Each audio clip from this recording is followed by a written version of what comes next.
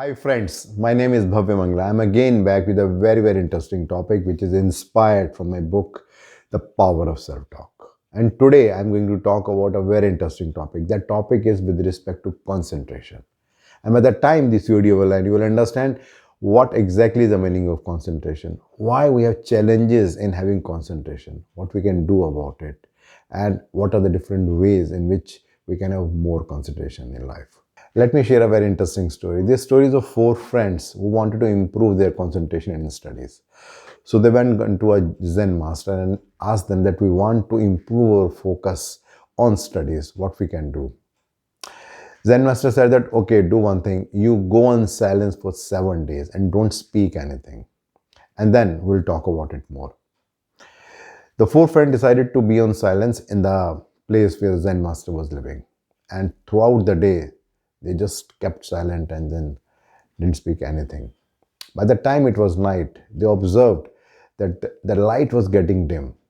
So one of the friend could not stop himself and said, "Servant, put some oil into the lamp."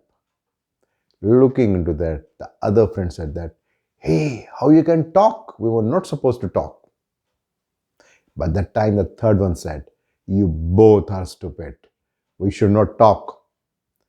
The fourth one said, "I have not spoken anything." Well, something happens because we are not doing because we want to do, but we are forcing ourselves to do it. And when we force ourselves, we have all these challenges in life. Generally, when we talk about concentration, generally the intent is that we have to focus on what we are doing. But at times it happens that the most important thing in the life, we actually are not there where we're supposed to be. So, for example, we sit on meditation or we are doing some prayer. At that time, our mind is everywhere except the place where we are. Or many times we go to gym and we want to improve our body, but most of the time we are thinking about the pain and the kind of food that we could not eat. And even as simple as that, whenever we are playing something, at that time also something similar happens that we are thinking about doing something but we cannot do at that time. Sadhguru has said a very interesting thing. He said, whatever you do willingly, you enjoy. Whatever you do unwillingly, you suffer. In fact, I've also seen it that people who are thinking about retirement, they think that when they will get retired, at that time they will be very happy.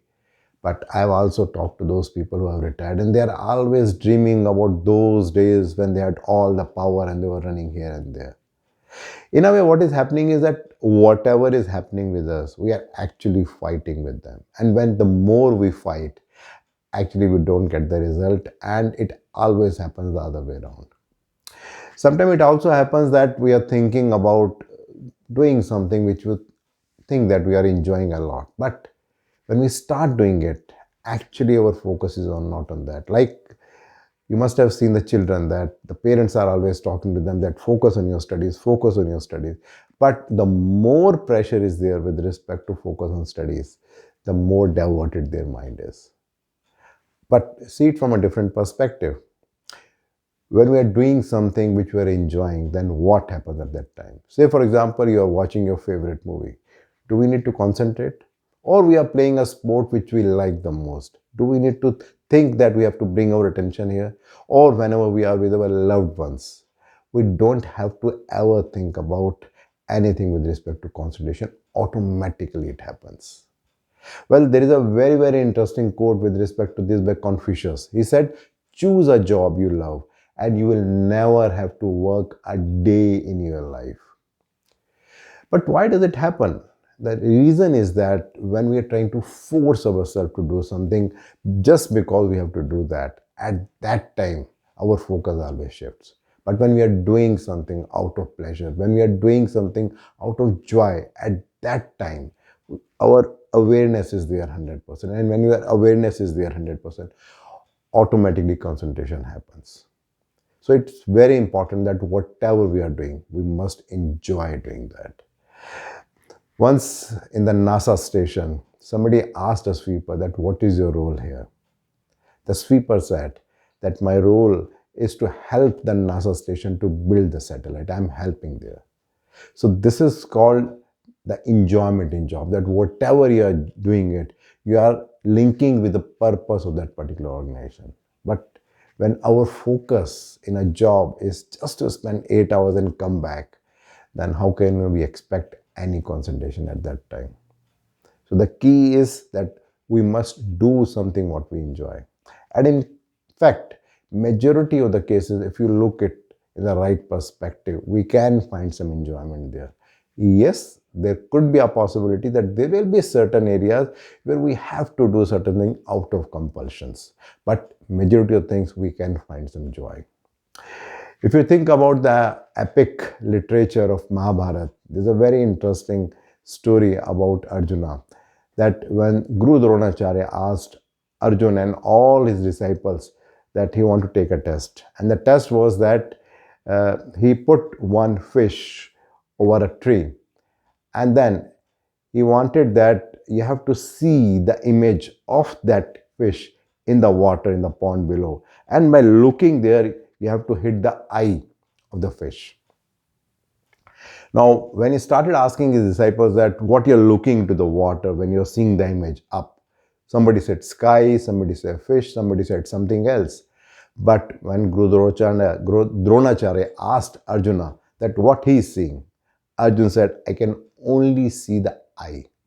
And then when Guru Dronacharya asked him to shoot then exactly Arjun could hit the eye of the fish. And why it happened?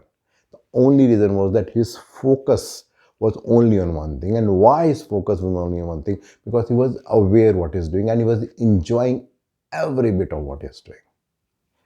Well, it has been very, very interestingly said with respect to this by Stephen R. Covey. He said, where you are headed is more important than how fast you are going.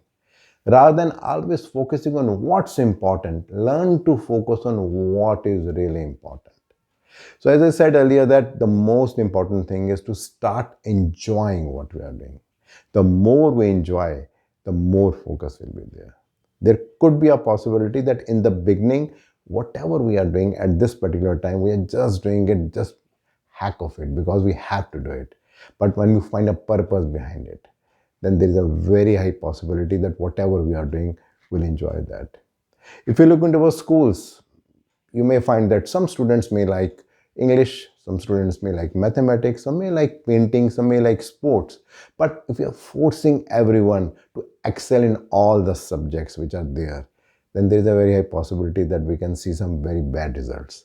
But when we allow the students to focus more on those subjects, what they like, then you know that how they can excel. In fact, it is generally said that a person can be extremely rich, but still that person can be very boring and maybe always depressed. Wherein a person who is just getting a basic livelihood can be very happy, very excited just because that person is doing the job what that person is enjoying a lot. So in a way, in a summary, if I say put it this way, that there's nothing wrong in working hard. There's nothing wrong in earning money. There's nothing wrong in doing whatever we want to do. But the most important thing is that rather than doing it just because we have to do it, we should do it out of joy. We should do it because we want to do it. And we have to find a purpose. There could be a possibility that in certain cases, we are doing it because of some compulsions. But if we can find some reason that even though I'm doing it because of some compulsion, but yes, this is the way in which I can enjoy that, and there is a very high possibility that we can do that thing in a much better way. Well, it's a very interesting statement which is given by Stephen R. Covey.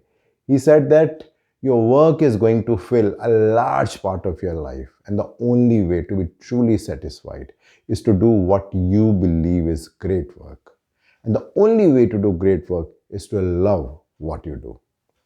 If I talk about myself, generally I try to do only those things which I love doing, just like making this video. But then yes, there are certain things which I may be doing out of compulsion, or maybe because I may not have found the right reason. But then there also, I'm always challenging myself to find the right reason, to enjoy each and every moment so that I can focus more and enjoy that. What you're doing, I'm looking for your feedback. Thank you.